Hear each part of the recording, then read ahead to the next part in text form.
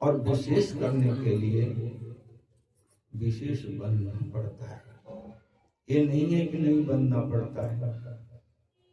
आप देखो, जिस समय भरत जी भगवान जी को मनाने के लिए गए, उस समय पूरी स्थिति भरत जी के पक्ष में थी।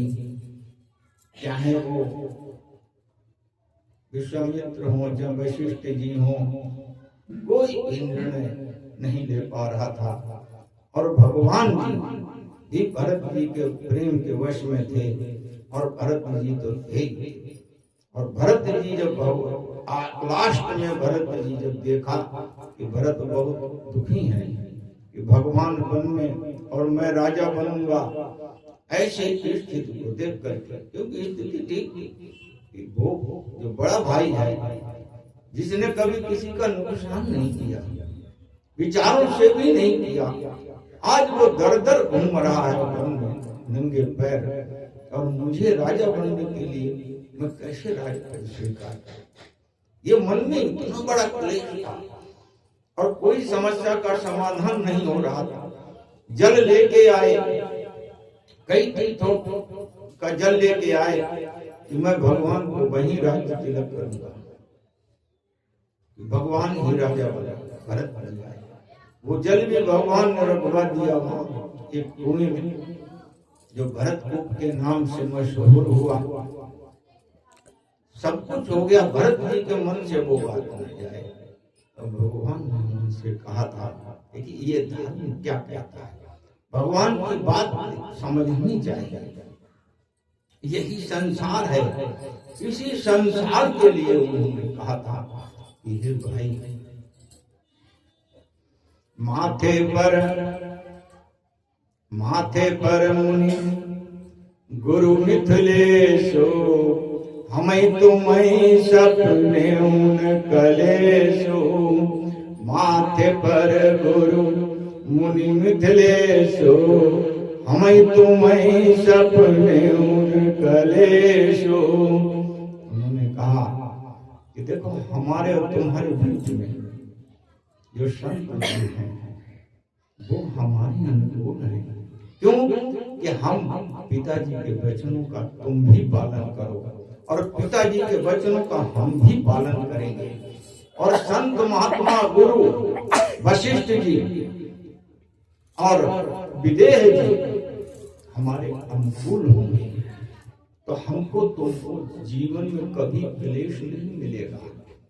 यही सत्य है, यही जीवन में हमको आपको समझना चाहिए कि हमारा जो आपका जीवन है ये धर्म परायण होगा, सुखी जभी होगा। पूर्व जन्म में कितने पाप कर रखे और सब नष्ट हो जाते हैं। किसी भूखे को तुमने खाना खिलाया, जरूरतमंद की तुमने किसी भी प्रकार की जरूरत को पूरा किया, उसकी दुआ कितनी बड़ी होगी, कभी विचार कर। सभी पापों के जन्म जन्मांतर के पापों को वो दुआ नष्ट कर दी। ये शुभ कर्म का प्रभाव है। और भगवान नाम की तो महिमा ही क्या है। शुभ कर्म करो, दुष्कर्म तजो, प्रभु वर को भजो, सद्गुरु समझावे। शुभ कर्म करो, दुष्कर्म तजो, प्रभु वर को भजो, सद्गुरु समझावे।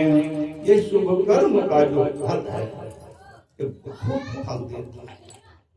और भगवान नाम का फल कितना देता होगा, विचार करो। दुष्कर्म का मन से ही त्याग कर दो, यही हमको करना है। मन में विचार जैसे दूषित है वही का वही खत्म करो। दूषित वातावरण हो वहां मत जाओ, दूषित कोई भी वस्तु हो उसका वही का वही त्याग करो। मन हमारा शांत हो जाएगा, हम सुखी हो जाएगा। तो दुष्कर्म तजो और भगवान का भजन करो।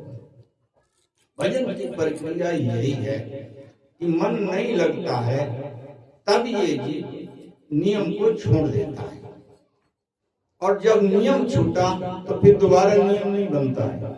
खूब समझ लें, इसलिए कोई भी परिस्थिति हो और कैसे भी हम हों, लेकिन नियम बनाया है वो जीवन पर्यंत बनना चाहिए और हम सफल होंगे भगवान के चरणों में रहते हुए। बोलिए सच्चिदानंद भगवान की।